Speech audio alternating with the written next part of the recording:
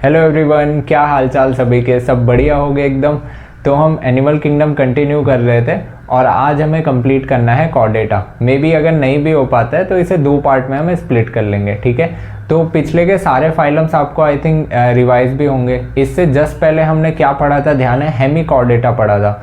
और उसमें ये चीज़ हमने क्या नोटिस करी थी कि उनमें कुछ ऐसी चीज़ें थी जो हमें कॉर्डेटा से मिलते जुलते लग रहे थे। तो हमने कॉर्डेटा में रख तो दिया था उन्हें, लेकिन बाद में हमने क्या किया, उन्हें हटा दिया था। तो उनमें कुछ ऐसे फीचर्स थे, जैसे कि आपने देखा होगा नोटोकॉर्ड, तो हमें पता है कॉर्डेट्स में होते हैं। उनमें नोटोकॉर्ड से मिलता जुलता एक स्ट्रक्चर था जिसको आप स्टोमोकॉर्ड बोल रहे थे।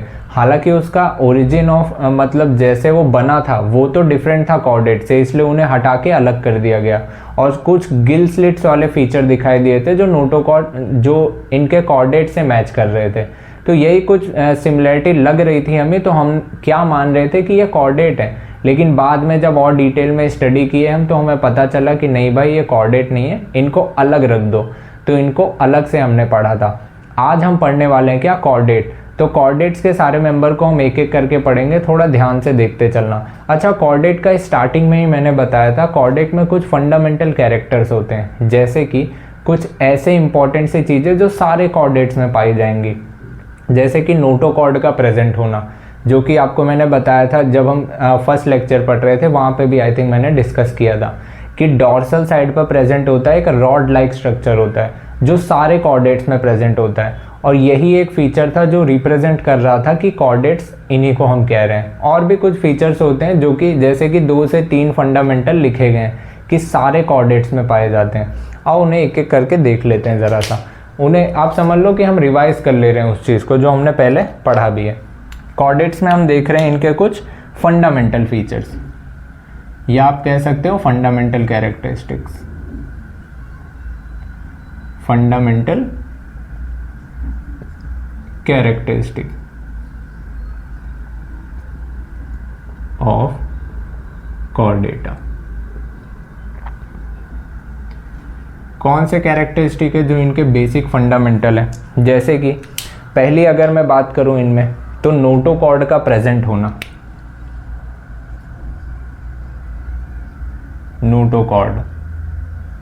दूसरी बात इनमें नोटोकॉर्ड का होना। दूसरी चीज़ डॉर्सल हॉलो नर्व कॉर्ड का होना, जैसे जहाँ पे हमारा नर्वस सिस्टम प्रेजेंट है, बैकबोन हमें पता है, हमारे पीछे साइड पर ही ऐसे हॉलो रॉड लाइक स्ट्रक्चर होता है जहाँ पर क्या होगा, हमारा नर्वस सिस्टम प्रेजेंट होगा।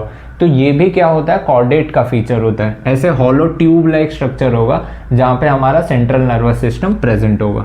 तो आप ये कह सकते हो डॉर्सल हॉलो नर्व कॉर्ड होनी चाहिए, ठीक है। खोखली नर्व कॉर्ड होगी तभी तो। नर्व कॉर्ड क्या है, नर्व वही है, एक्सॉन का बंडल, उसी को तो कह रहे हैं नर्व, वो तार। उसके अंदर खोखला होगा तभी तो हमारा सेंट्रल नर्वस सिस्टम वहाँ पे आएगा। तो ये हमारे अंदर प्रेजेंट होनी चाहिए, दूसरी बात। तीसरी इंपॉर्टेंट बात, फेरिंग्स रीजन में फेरेंजियल गिल स्लिट्स होनी चाहिए, मतलब गिल लाइक फीचर होनी चाहिए कुछ फेरिंग्स रीजन में। अब हम देखेंगे कि जैसे हम बड़े हो गए, हमारे में तो कुछ दिखाई नहीं देता है, लेकिन हाँ एम्ब्रियोनिक स्टेज में कुछ ऐसे स्लिट्स लाइक फीचर दिखाई देते हैं जो कि बड़े होने पर वेस्टिजियल, मतलब वेस्टिजियल कह रहा हूँ, मतलब फंक्शनल नहीं होते हैं, क्योंकि हमारे में तो लंग्स प्रेजेंट है। बट अगर आप यही देखो, जो कॉर्डेट्स फिशेस में अगर आप देखते हो, फिशेस में यही गिल स्लिट्स क्या होती हैं, गिल्स का रूप ले लेती हैं बाद में, क्योंकि इनको रेस्पिरेशन कहाँ से करना होता है, गिल्स में। वैसे ये जो आप फीचर्स देख रहे हो ना, ये ऑर्गेनिज्म में जो कॉर्डेट हैं, इनके पूरे जीवन काल में कहीं ना कहीं एक बार भी अगर आया है ये कैरेक्टर, तो हम उसे कॉर्डेट में रख देते हैं। हालांकि ये बात भी हम मानते हैं कि इनमें से कुछ कैरेक्टर ऐसे भी हैं जो कुछ कुछ ऑर्गेनिज्म में पूरी की पूरी लाइफ टाइम प्रेजेंट होते हैं, ठीक है। नोटोकॉर्ड की बात कर लो, हमारे में तो लाइफ टाइम प्रेजेंट होता है। अभी कुछ एनिमल्स बताऊंगा कि नोटोकॉर्ड जिनमें सिर्फ लार्वा स्टेज में होता है, या फिर आप कह लो एम्ब्रियो वाली स्टेज में प्रेजेंट होता है, बाकी टाइम पे नहीं प्रेजेंट होता। तो ऐसे ही ध्यान रखना कि ये जो कुछ फीचर्स बता रहा हूँ, ऐसा ज़रूरी नहीं है कि सारे एनिमल्स में पूरी लाइफ टाइम उनके प्रेजेंट होगा, लेकिन हाँ ध्यान ये बात रखनी है कि इनके पूरे लाइफ टाइम में कभी ना कभी एक बार भी अगर आया है तो वो कॉर्डेट्स में रखे जाते हैं। एक और फीचर है कॉर्डेटा का, post anal tail, post anal tail का प्रेजेंट होना, पूछ लाइक फीचर ऐसे दिखाई देना, ठीक है। अब एक्चुअल में पूछ दिख रही है नहीं दिख रही है, लेकिन इसका कुछ ओरिजिन भी अगर दिखाई दिया है तो हम उसे मानते हैं। जैसे कि अगर चाहो तो थोड़ा मैं बना के दिखाऊं यहाँ पे, ये समझ लो।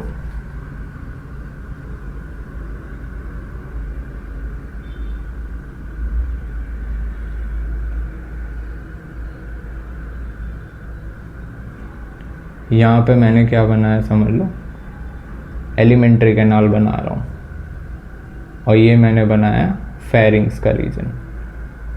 फिर ये लास्ट में जाते जाते कहाँ ओपन होगा, एनस में ओपन होगा, ठीक है। और यहाँ पर क्या है, गिल स्लिट्स प्रेजेंट है।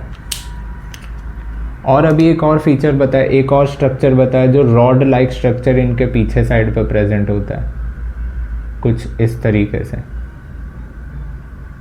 सॉलिड रॉड लाइक स्ट्रक्चर, जिसको आप क्या बोल रहे हो, इसी को तो आप नोटोकॉर्ड का नाम दे रहे थे। ये क्या है, यही तो नोटोकॉर्ड है। और यही नोटोकॉर्ड जिनमें भी प्रेजेंट होती है वो सभी को आप क्या बोलते हो, कॉर्डेट्स बोलते हो, है ना। और ऐसे एक हॉलो नर्व कॉर्ड भी प्रेजेंट होती है। ये सब कहाँ है, डॉर्सल साइड पर है, पीछे साइड पर, हमारे बैकबोन साइड पर प्रेजेंट है। ये क्या है, डॉर्सल हॉलो नर्व कॉर्ड, ये प्रेजेंट है। और ये क्या है, ये फेरेंजियल गिल स्लिट्स है, फेरेंजियल गिल स्लिट्स, ठीक है।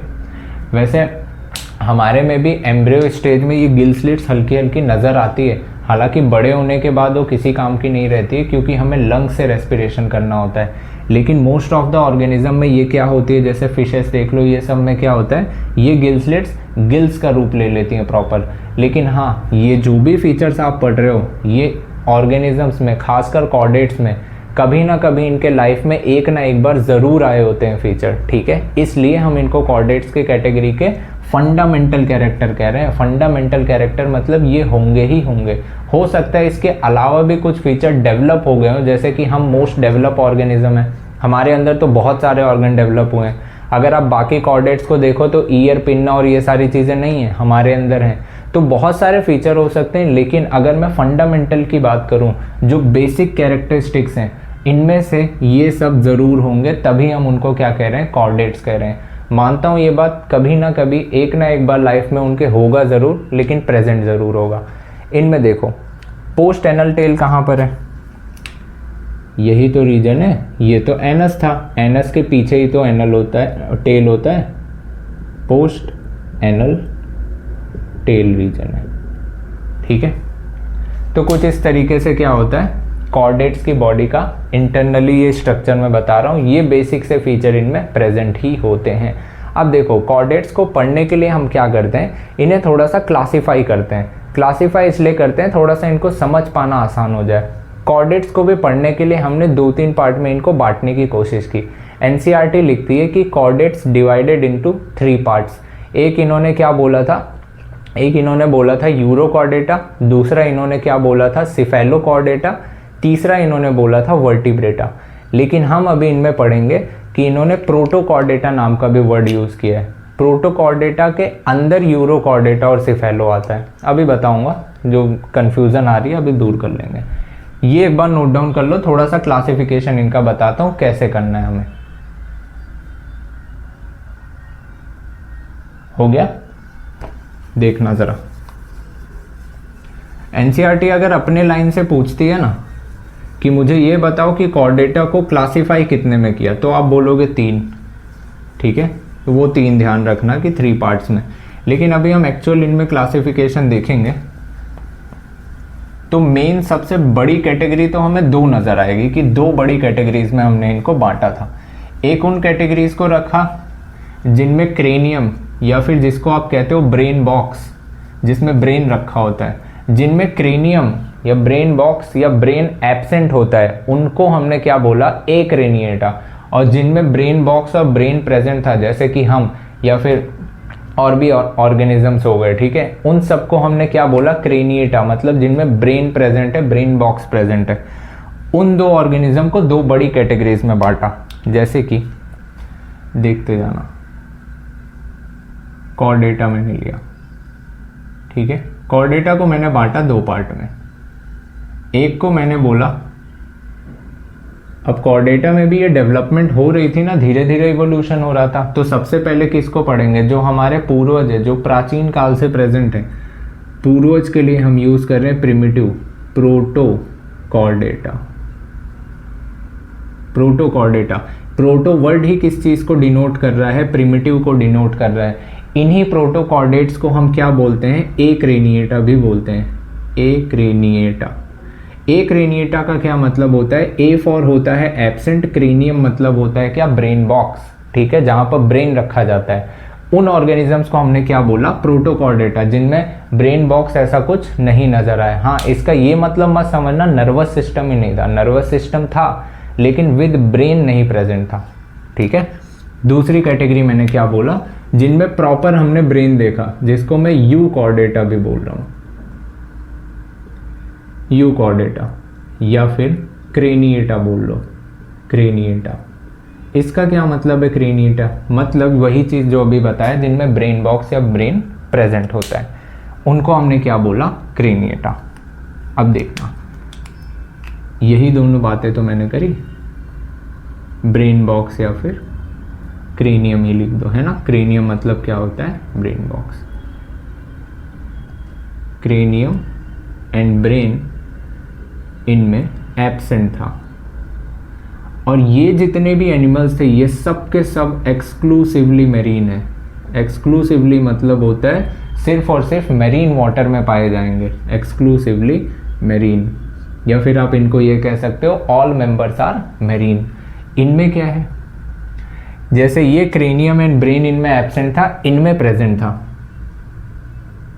क्रेनियम एंड ब्रेन प्रेजेंट था,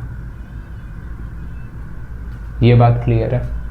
अब देखो, इन्हीं के अंदर एनसीईआरटी ने क्या लिखा है, एनसीईआरटी ने क्लासिफिकेशन डायरेक्टली कैसे दिया है, इन्होंने दिया है, जैसे हम इसके अंदर की चीजें देख रहे हैं, प्रोटोकॉर्डेट के अंदर दो हम क्लासिफिकेशन और देख रहे हैं, और सब फाइलम इनके कौन से होते हैं। एक को आप क्या बोलते हो, एक को आप बोलते हो यूरोकॉर्डेटा, यूरोकॉर्डेटा। एक को आप बोलते हो सिफेलोकॉर्डेटा, सिफेलोकॉर्डेटा, ठीक है। इनके भी वर्ड कुछ ना कुछ हमें सिखा रहे हैं, अभी हम देखेंगे। इनको जब मैं सब फाइलम में डिवाइड करता हूं तो इनमें सिर्फ एक ही चीज नजर आती है, जिसको आप बोलते हो वर्टिब्रेटा। और एनसीईआरटी ने इन्हीं 3 पार्ट में डिवाइड किया है ऑर्गेनिजम्स को। मतलब जब उन्होंने क्लासिफिकेशन की बात करी कि हम क्लासिफाई करते हैं इन 3 चीज में, किन किन चीज में, यूरोकॉर्डेटा, सिफेलोकॉर्डेटा, इनवर्टिब्रेटा, इन 3 भाग में हमने कॉर्डेटा को डिवाइड किया, ऐसा एनसीईआरटी बोलती है। लेकिन बाद में उन्होंने ये प्रोटोकॉर्डेटा का वर्ड में भी डिनोट किया है कि इनके अंदर ये दोनों आते हैं, ठीक है। तो दिमाग में हमें ये याद रखना है कि सबसे बड़ी कैटेगरी हमारी दोनों क्या थी, ये दोनों थी।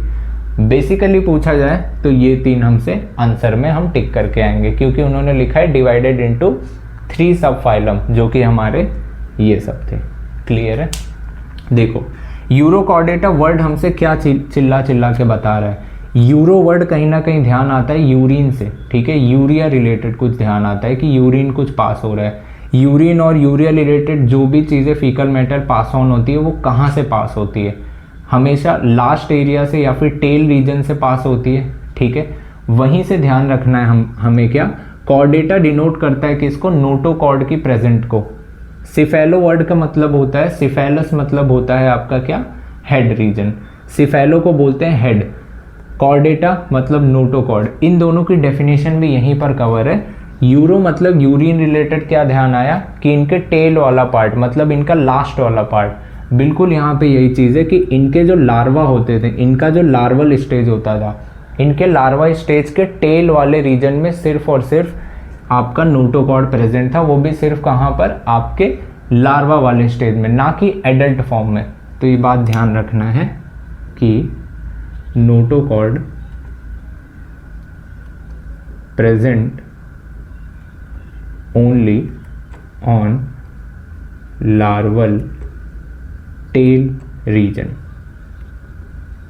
ठीक है, लार्वा के टेल रीजन में ही सिर्फ प्रेजेंट था, और ये इकलौते ऐसी कैटेगरी थे जो पूरे कॉर्डेटा की अगर मैं बात करूं तो पूरे कॉर्डेटा में हर जगह आप देखोगे क्लोज सर्कुलेटरी सिस्टम मिलता है, लेकिन एनसीईआरटी ने डायरेक्टली लिखा नहीं है। ध्यान रखना कि इनका सर्कुलेटरी सिस्टम जो होता है ओपन टाइप का सर्कुलेटरी सिस्टम होता है, ओपन टाइप सर्कुलेटरी सिस्टम। बस ये बात थोड़ा सा ध्यान रख लेना।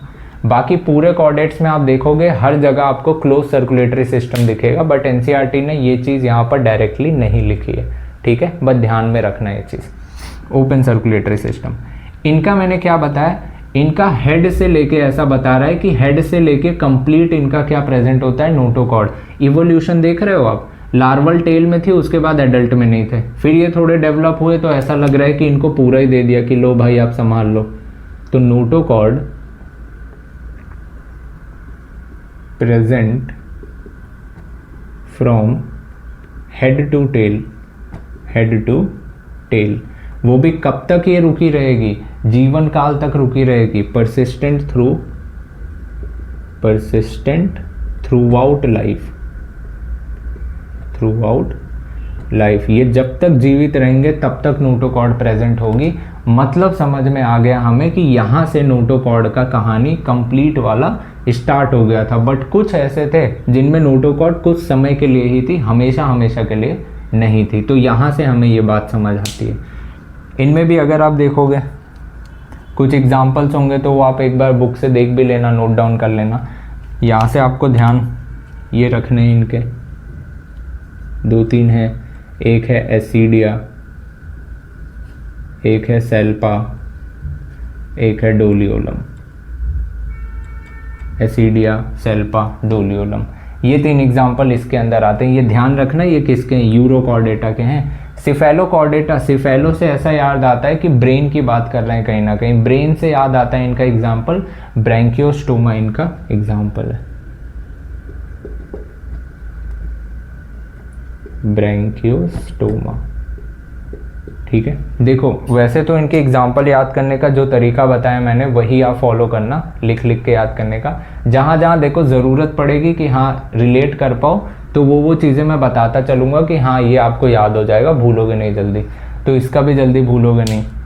अब देखो ये कहानी हमने कवर करी, वर्टिब्रेटा पे आ जाओ। वर्टिब्रेटा क्या है, इनमें जो नोटोकॉर्ड थी, ये नोटोकॉर्ड अब कोई दूसरा रूप ले लेती है। कैसा दूसरा रूप, ये वही रूप ले लेगी जैसे हो सकता है ये नोटोकॉर्ड बदल के वर्टिब्रल कॉलम में बदल गई, और वो वर्टिब्रल कॉलम हो सकता है कार्टिलेज की बनी हो सकता है वो बोन्स की बनी हो, जैसे हमारे में बोन्स की बनी है। लेकिन फिशेस में, कुछ फिशेस में ऐसा देखा गया है जिनमें कार्टिलेज की बनी होती है। कौन सी, इनकी वर्टिब्रल कॉलम। तो यहाँ पे ये बात याद रखना है कि नोटोकॉर्ड बदल गई, रिप्लेस हो गई, रिप्लेस्ड बाय वर्टिब्रल कॉलम। अब वो वर्टिब्रल कॉलम हो सकता है बोन की हो सकता है कार्टिलेज की हो। याद रहेगा ये बात। और इन एनिमल्स में हमेशा इनका हार्ट जो होता है, जैसे हम हैं, हमारा हार्ट कहाँ पर प्रेजेंट है, वेंट्रल साइड पर हार्ट होगा, और एक्सक्रीशन के लिए किडनी वगैरह प्रेजेंट होगी। तो ये सब बेसिक सी बातें आपको यहाँ पर ध्यान रहेंगी। इन वर्टिब्रेटा का अभी हम थोड़ा सा क्लासिफिकेशन भी देख के एक आध मेंबर को आओ हम पढ़ लेते हैं। यहाँ तक कहानी अगर रिलेटेबल है तो एक बार नोट डाउन कर लो, देन थोड़ा आगे बढ़ता हूँ।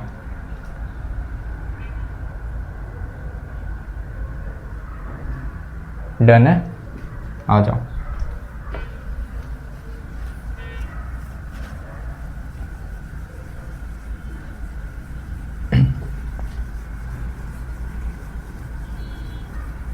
अभी बात करना है हमें कौन सी, वर्टिब्रेटा की।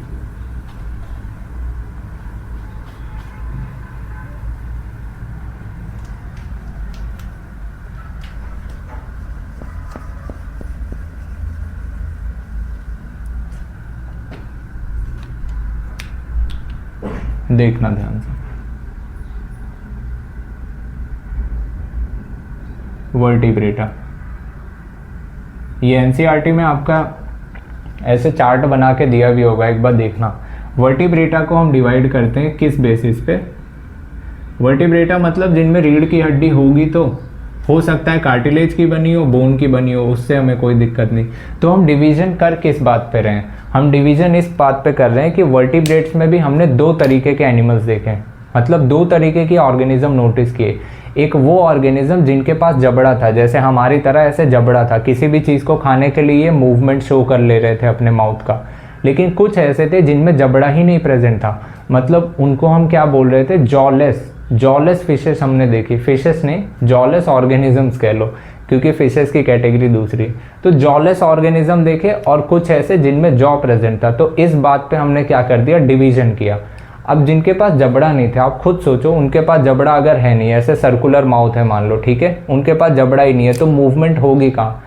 तो अगर उन्हें कोई भी चीज़ खानी हो, कुछ भी है, तो इनको मुश्किल काफ़ी होती थी। तो ये ऑर्गेनिज्म खास कर क्या करते थे? किसी भी ऑर्गेनिज्म के सरफेस पर चिपक जाते थे। याद करो प्लेटीहेल्मिन्थीज जब बताया था, उनके पास क्या प्रेजेंट थे? सकर्स प्रेजेंट थे, जिसके वजह से वो हमारी इंटेस्टाइन में क्या करते थे? ऐसे पुश करके एक प्रेशर के साथ ऐसे चिपके रहते थे कि निकलते नहीं थे। तो उनके माउथ पे जो सकर्स प्रेजेंट था, वही सकर यहाँ पर भी प्रेजेंट होता है जिनके पास जबड़े नहीं होते।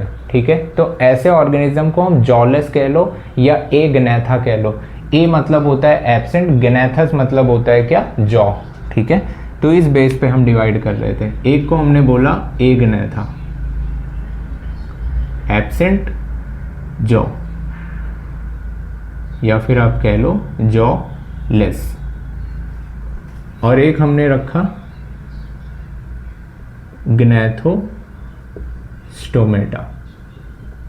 स्टोमा मतलब है माउथ, ग्नैथो मतलब है क्या? जॉ, मतलब जबड़े वाला मुंह, है ना। तो यहां पे आप लिखोगे जॉ प्रेजेंट। इन दो तरीके के ऑर्गेनिज्म में हमने क्या किया? बंटवारा कर दिया। अब देखना, जॉलेस वाले में जो आए, इनकी जब आप सब फाइलम देखोगे या इनमें जब आप क्लास देखोगे, तो इनमें आप कौन कौन सी क्लासेस देख रहे हो? इनमें एक क्लास आती है जिसको आप कहते हो साइक्लोस्टोमेटा। स्टोमा मतलब होता है माउथ, साइक्लो मतलब यहाँ पे वर्ड बता रहा है कि सर्कुलर माउथ होगा कहीं ना कहीं इनका। ठीक है, तो बिल्कुल वही बात होती है। इनमें जो आते हैं ऑर्गेनिज्म, इनका माउथ सर्कुलर होता है। और ये खासकर कैसे होते हैं? ये किसी ऑर्गेनिज्म पर, मतलब किसी फिश पर ये खासकर क्या करते हैं? उनके बॉडी पर चिपके रहते हैं। और मान लो जैसे ये समझ लो कि ये फिश है, कोई बड़ी सी फिश है, और ये क्या है? इनका सर्कुलर माउथ वाले ये ऑर्गेनिज्म है। ये इनके फिश के बॉडी पर चिपक जाते हैं, और फिश जैसे ही आगे जाती है जो भी, तो ये क्या करते हैं? चिपके रहते हैं। तो जो भी छोटे मोटे ऑर्गेनिज्म या कुछ भी आता है, तो ये क्या करते हैं? इनके बॉडी के ही पास से खाना वाना खाते रहते हैं, ताकि इनको मूवमेंट ना करना पड़े। तो ये लाइफ टाइम क्या करते हैं? उनके बॉडी पर ऐसे चिपके रहते हैं। मतलब जब रिप्रोडक्शन करना हो, मरना हो, तब ये डिटैच होके भले कहीं जाना हो जाए, लेकिन यहाँ पर ये प्रॉपर क्या होते हैं? चिपके रहते हैं। तो ये न्यूट्रिशन अपना लेते हैं, खाना खाते रहते हैं। अच्छा, इसे बड़ी फिश को क्या फ़ायदा हो रहा होता है? कुछ ना कुछ तो फ़ायदा ज़रूर है, तभी इसको चिपका के लेके घूम रही है। कुछ फ़ायदा होता है, जैसे कि वो उस बड़ी सी फिश के ऊपर जो भी गंदगी लगी होती है उसकी साफ़ सफाई कर देती है वो। ठीक है, तो ये फिश ऐसा करती है। इनके पास एक तो जबड़े होते नहीं है, तो इनको मुश्किल होती है। और दूसरी चीज़ आप खुद सोचो, जैसे नॉर्मल फिशेस के पास माउथ होता है, तो ये माउथ से भी क्या करती हैं? वाटर का इन आउट करती हैं, और गिल से भी इन आउट करती हैं। तो इनके पास दो दो दरवाजे हैं। ठीक है, तो इनको दिक्कत ज़्यादा नहीं होती, मतलब ऑक्सीजन का इनटेक और CO2 का बाहर निकालना, ये सब चीज़ में। लेकिन इनका माउथ क्या होता है? वहाँ से अटैच होता है। तो इनको क्या होती है? ज़रूरत ज़्यादा पड़ती है, मतलब गैसियस एक्सचेंज की ज़रूरत पड़ेगी। और अगर गिल्स इनके पास बाकी फिश के हिसाब से उतने ही होंगे, तो इनको तकलीफ़ होगी। दूसरी इंपॉर्टेंट चीज़, ये मैरीन वाटर में पाए जाते हैं, मतलब समुद्री पानी में पाए जाते हैं। और आप भी जानते हो कि अगर समुद्र का पानी है, समुद्र का पानी खारा होता है, उसमें कितना ज़्यादा आयंस की कंसंट्रेशन, सॉल्ट की कंसंट्रेशन बहुत ज़्यादा होती है, जिसको आप हाइपरटोनिक भी कह सकते हो। और उस कंडीशन में इनको प्रॉपर अच्छी खासी ऑक्सीजन मिल पाना तो बहुत मुश्किल है। जैसे आप यही समझ लो कि आप कहीं पर रह रहे हो और बहुत पोल्यूशन हो रखा है, वहाँ पे आपको सांस लेने में अच्छा लगेगा या दिक्कत होगी? ऑब्वियस सी बात है बहुत तकलीफ होगी, बहुत डस्ट पोल्यूशन हो। तो वही इनका हाल होता है पानी में कि बहुत गंदगी में क्या होता है, ये प्रॉपर तरीके से सांस लेने के लिए इनको तकलीफ होती है।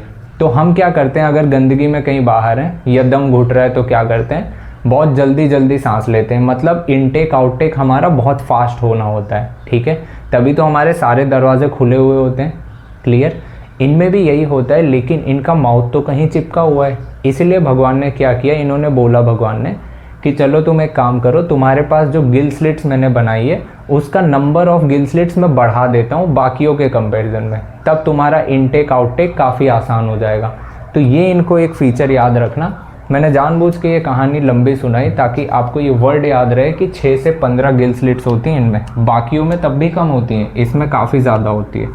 देखो साइक्लोस्टोमेटा में याद क्या रखना है आपको, एक तो इनका पहला ही वर्ड सर्कुलर सप्टोरियल माउथ होता है,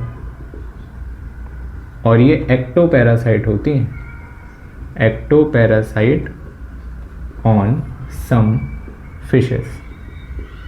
कुछ फिशेस पर क्या होती हैं, ये एक्टोपैरासाइट होती हैं। और एक बात, 6 से 15 pair of gill slits present होती हैं, गिल स्लिट्स प्रेजेंट होती हैं, ठीक है। गिल स्लिट्स बोला है, गिल्स नहीं बोला है डायरेक्टली। देखो गिल्स का रूप ले लेंगी कब, जब फिशेस पढ़ेंगे हम। तो क्या ये फिश नहीं है? बिल्कुल नहीं, ये फिश की कैटेगरी में अभी नहीं आती है।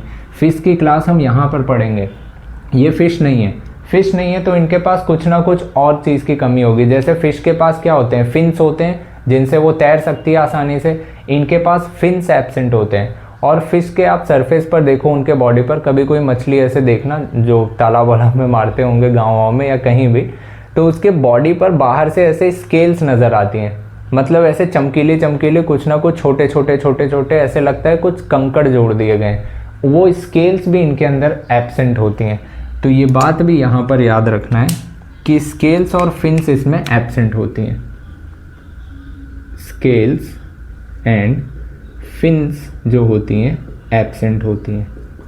और ये फिशेस क्या करती हैं पता है, फिशेस बोल रहा हूँ, ये ऑर्गेनिजम्स क्या करती हैं, साइक्लोस्टोमेटा, ये क्या करते हैं, जब इनको अपनी जनसंख्या बढ़ानी होती है, ठीक है, तो ये करेंगे क्या, ये रहते तो मैरीन वाटर में, लेकिन जब इनको एग ले करना है, आप खुद सोचो, अगर ये एग ले कर देंगे मैरीन वाटर में, ठीक है, मैरीन वाटर क्या है, एक हाइपरटोनिक सॉल्यूशन है, ऐसा समझो, जहाँ पर ऑलरेडी इतना चीज़ है कि अगर कोई भी चीज़ आए वहाँ से पानी तुरंत खींच लिया जाएगा, ठीक है, क्योंकि बाहर की कंसंट्रेशन बहुत ज़्यादा है। अब जो एग होता है, ठीक है, कोई भी एग है उसके ऊपर अगर ये कैल्शियम की कवरिंग तो डाल नहीं दे रहे हैं कि मुर्गी जैसा अंडा दे दिया इन्होंने।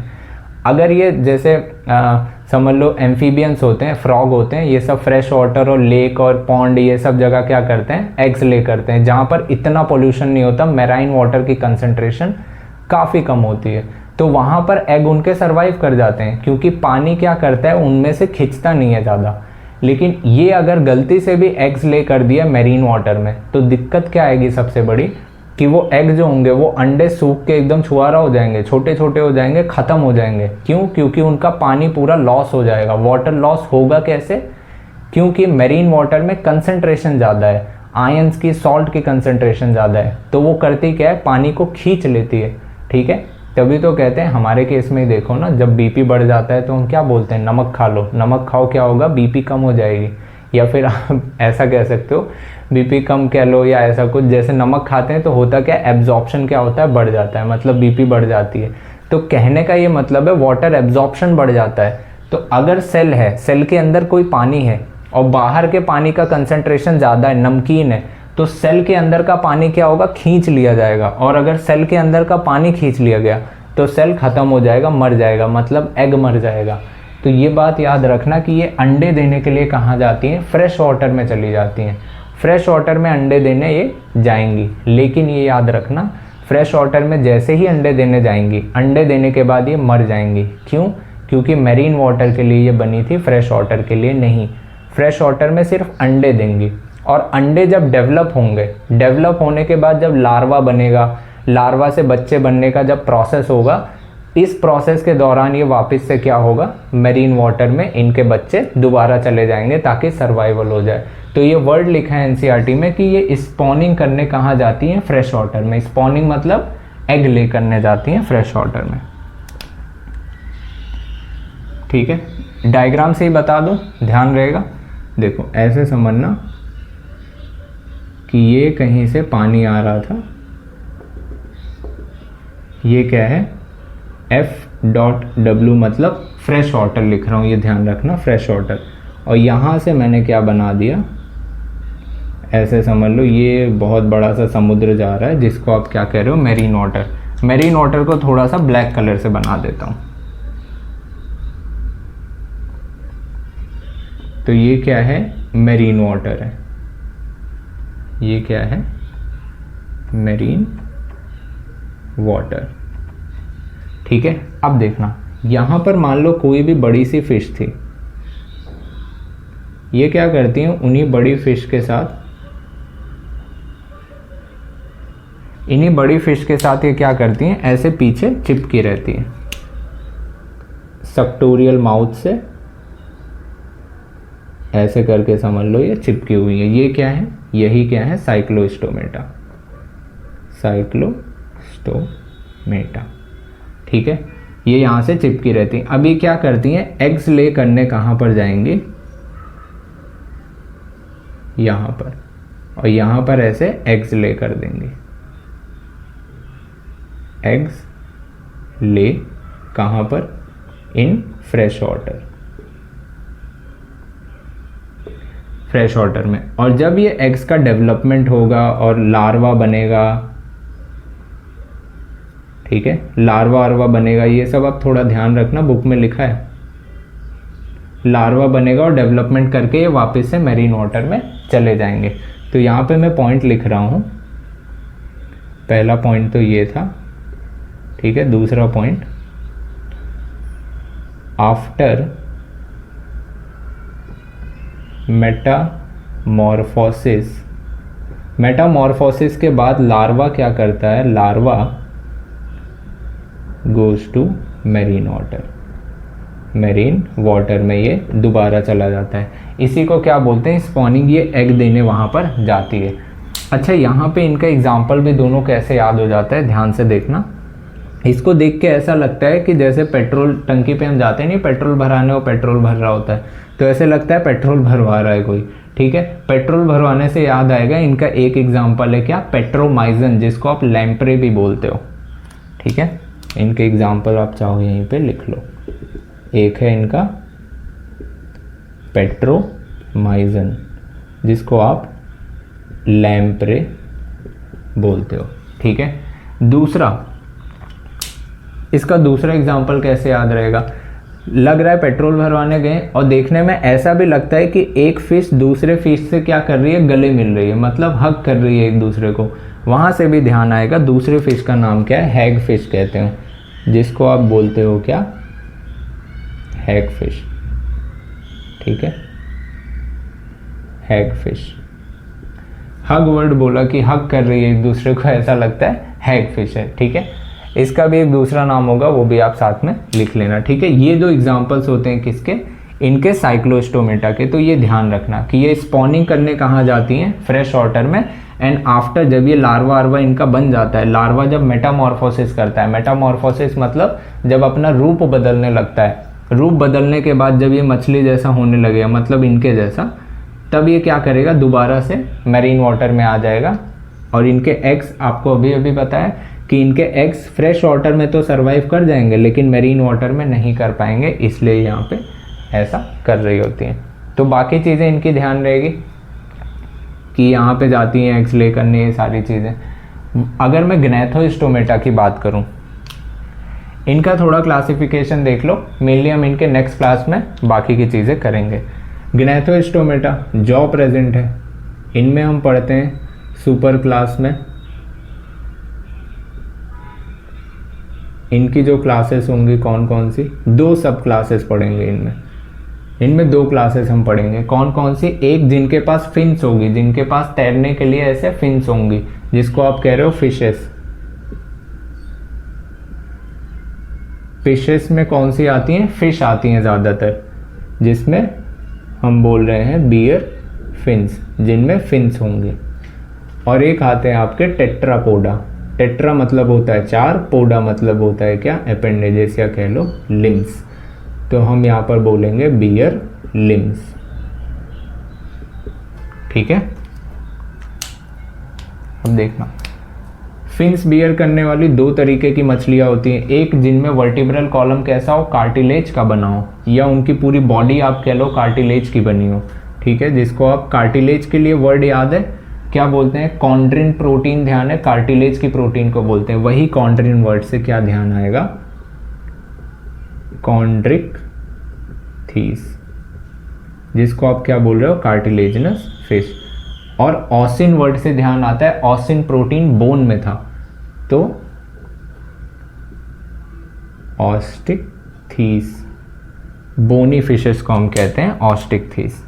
ठीक है, बोनी फिश कह लो, बोनी फिश।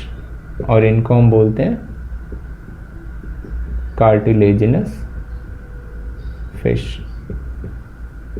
ठीक है, टेट्रापोडा में जिनके पास 4 लिम्स होते हैं, 4 लिम्स होते हैं, या 2 पेयर्स ऑफ लिम्स कह लो, जैसे हमारे ही देख लो, 2 हाथ 2 पैर, कुत्ते देख लो, बंदर देख लो, फ्रॉग देख लो, फ्रॉग पढ़ा था हमने। ठीक है, इस तरीके की।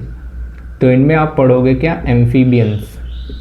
एम्फीबियंस जो फ्रॉग का क्लास है, एम्फीबियंस पढ़ोगे। फिर आप एक पढ़ोगे क्या? एम्फीबियंस हो गए। दूसरा एक है बर्ड्स की फैमिली है, जिसको एव्स बोलते हो, मैमेलिया फैमिली है। तो ये सब है एम्फीबियंस। रेप्टीलिया भी हो गया, सांप वोंप वाली, ये वाली एक क्लास है। तीसरी एव, जिसको आप कह रहे हो बर्ड्स। फिर आते हैं मैमेलिया। ठीक है, ये 4 इनमें आते हैं। तो एक एक करके हम इनमें देखेंगे।